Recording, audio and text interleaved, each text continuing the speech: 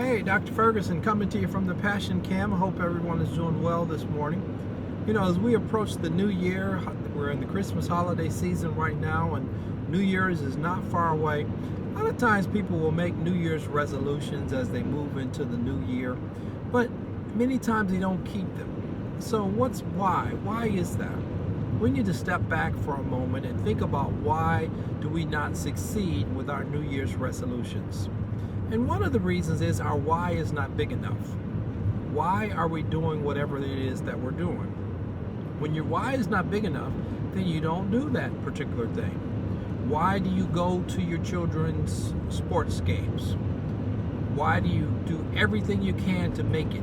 You'll speed, you'll get a speeding ticket, you'll leave work early, you'll do all of those different things to make it to your kids' sports game on time. And just so you can be present. Why is that? Because your why is big enough. You don't want your kids to be disappointed. You don't want them to be sad when they don't see you in the stands. You want to be able to cheer for them and to encourage them. So that's your why you make it to those games. Why you do everything to make it to those games. You close down your office early to make it to those games. So that's a big why. Now you have to have a similar why for your New Year's resolutions, whatever they may be. You're going to lose weight, you're going to eat better, you're going to exercise, you're going to be nicer to those people around you, you're going to be easier to be entreated. Whatever those New Year's resolutions may be, your why has to be big enough to get you to do them. And this is where you got to step back and think for a moment and say, why am I doing this? Why do I want to lose weight? Why do I want to travel to California? Why do I want to have a different job? Why do I want to have a larger income? And if your why is big enough to get you to do those things, then once you begin to put them down on paper, and you got to write them down on paper, you can't try to keep them in your head. Even the brightest of people can only keep about 5 things in their heads. So you got to write them down, and when you write them down, you can put a time limit next to them. You can make them associated with other goals. But the goals have to be in such a fashion that you can succeed. So don't make the goals too way out there that you can't have any success.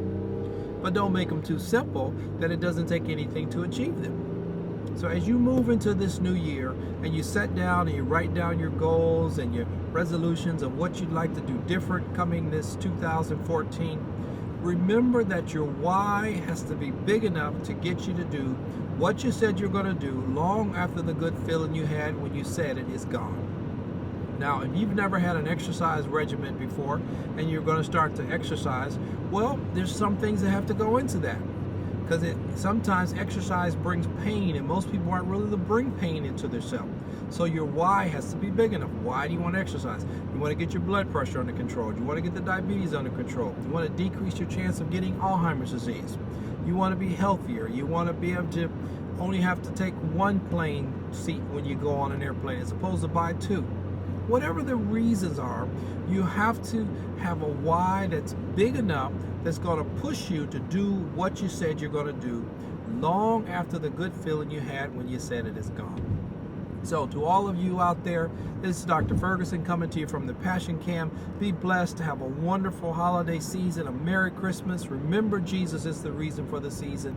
And as you move into 2014, have a why, have a determination big enough to get you to do what you want to accomplish in that coming year. On that note, be blessed and have a wonderful day. Bye-bye.